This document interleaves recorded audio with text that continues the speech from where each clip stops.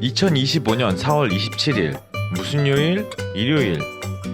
최근 어머니를 모시고 건강검진을 다녀왔다. 내가 보호자 역할을 한 지는 꽤 되었는데 병원에 갈 때마다 주변 사람들은 이런 나를 보고 효자라며 좋은 말을 많이 해주신다. 병원에서 엄마의 순서를 기다리며 대기 중이었을 때의 일이다. 어떤 할머님이 옆에서 계속 나를 힐끔힐끔 바라보셨다. 그러다 결국 나와 눈이 마주쳤는데 할머니는 기다렸다는 듯이 나에게 효자라고 칭찬을 해주셨다. 그러면서 본인도 아들이 있지만 자기 아들은 자신이 아프면 이렇게까진 해주지 않을 것 같다며 부럽다고 하셨다. 그리고 그 후로 아들의 욕을 10분 정도 하시며 나에게 하소연하셨다. 마지막엔 속이 시원해지셨는지 나에게 복받을 거라고 하시고는 씩씩하게 병원을 떠나셨다. 난 그렇게 떠나는 할머님의 뒷모습을 봤는데 할머님은 200세까지 사실 만큼 정정해 보이셨다.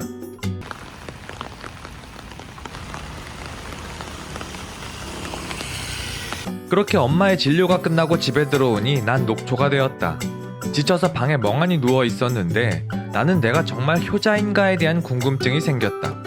솔직히 말하자면 나는 효자가 되고 싶다고 생각해 본 적이 없다. 그저 내 삶을 살아가고 있을 뿐인데 사람들은 그 모습만 보고 효자라며 칭찬해준다. 물론 그런 말들이 고맙지 않은 건 아니다. 하지만 한편으로는 그 말이 나에게 부담으로 다가올 때가 있다.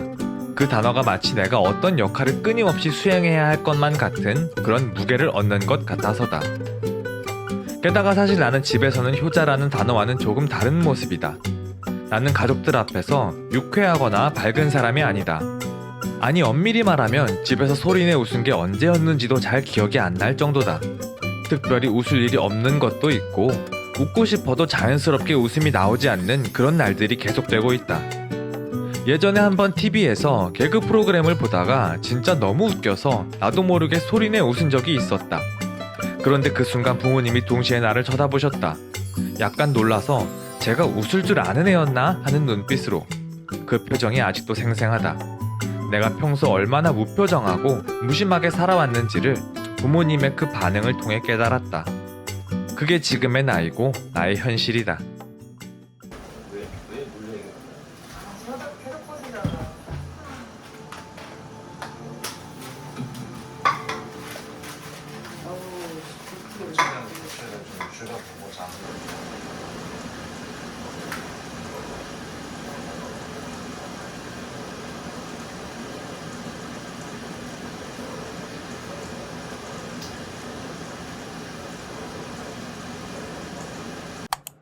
안녕하세요.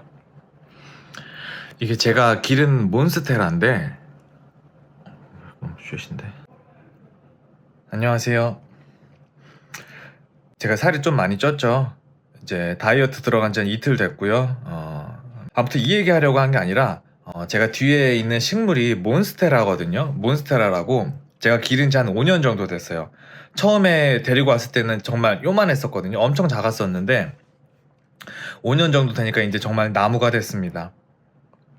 제가 왜 식물을 기르게 됐냐면 원래 동물을 강아지 한 마리를 기르고 싶었는데 제가 좀 동물까지 케어할 여건이 안 되다 보니까 그냥 식물로 대체를 했습니다. 동물 얘기는 나중에 제가 또 영상으로 제작을 할게요. 근데 동물을 기르고 싶었는데 동물을 기를 여건이 안 돼서 그때 제가 좀 외로웠나 봐요. 그래서 그 화훼단지에 가가지고 얘네를 데리고 왔어요.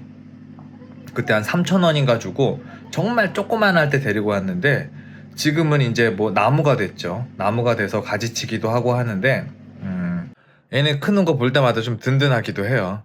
그리고 제가 좀 몬스테라를 좋아하는 이유가 관리가 정말 쉬워요. 관리가 쉽고 물도 뭐 한 달에 한 번 줘도 되고 쑥쑥 자랍니다. 여름만 되면 쑥쑥 자라고. 그래서 제가 굉장히 좋아해요. 좋아하는 이유가 얘네들은 저의 애정을 그렇게 갈구하지 않아요.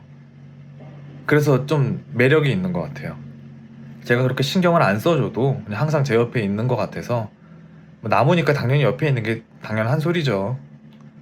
제가 감성적이어서 이런 얘기 좀 해봤습니다. 좀 이런 사람 만나고 싶어요. 좀 애정을 별로 안 줘도 좀 우직하게 뭔 소리 하는 거냐, 이기적인 거죠. 제 연애 스타일이 좀 그래요. 저는 상대방이 저한테 애정을 별로 안 줘도 저는 그냥 옆에 있거든요. 그냥 저는 좀 그런 식으로 연애를 하고 싶어서 그런 연애를 하고 싶어서 지금까지 연애를 못 하고 있나 봐요. 누가 이런 연애를 하고 싶겠어요, 그죠?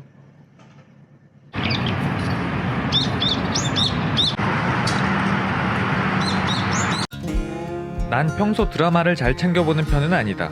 그런데 몇 년 전 이상하게도 본 방송을 챙겨봤던 드라마가 하나 있다. 제목은 괜찮아 사랑이야. 이 드라마는 참 특별했다. 등장인물들 모두 겉보기엔 평범해 보이지만 알고 보면 마음속 깊은 곳에 크고 작은 상처를 안고 살아가는 사람들이다. 그게 너무 현실적이어서 나는 한 회 한 회 집중해서 봤다. 솔직히 이 세상에 마음에 병 하나쯤은 없는 사람이 있을까? 누구나 다 사연이 있고 아픔이 있고 말 못할 무게를 안고 살아가는 게 인생이 아닐까 싶다. 드라마의 주된 내용은 조인성과 공효진의 사랑 이야기지만 나는 그보다도 극중에 나오는 다양한 가족의 모습들이 더 마음에 와닿았다. 그 드라마를 보며 나는 내 가족에 관한 생각도 많이 바뀌었다. 예전에 내 가족이 조금 더 멋지고 특별했으면 좋겠다는 생각이 컸다. 누가 봐도 부러워할 만한 가족, 드라마처럼 화목하고 이해심 많은 그런 가족을 꿈꾸곤 했다. 하지만 그건 어디까지나 이상이었고 현실은 그렇지 않았다.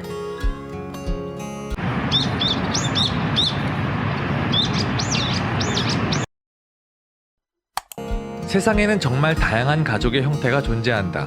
TV에 나와서 화목한 가정의 모습을 보여주는 연예인들도 실제로는 우리와 다를 바 없는 평범한 고민과 상처를 안고 살아간다는 걸 이제는 잘 안다. 그래서 그들의 가정 불화에 관한 뉴스가 들려와도 사실 놀랍지 않다. 오히려 더 인간적으로 느껴진다. 우리는 모두 사람이고 가족도 결국은 사람이니까 이런저런 사연이 많은 것은 당연한 일이라 생각한다. 가족이라는 모임 안에서 사람들은 서로에게 상처를 주고 또 용서하고 다시 다가가는 과정을 반복한다. 물론 그러다 관계가 끝이 나 버리기도 한다. 어릴 적에는 드라마 같은 이상적인 가족이 존재한다고 믿었지만 지금은 생각이 다르다.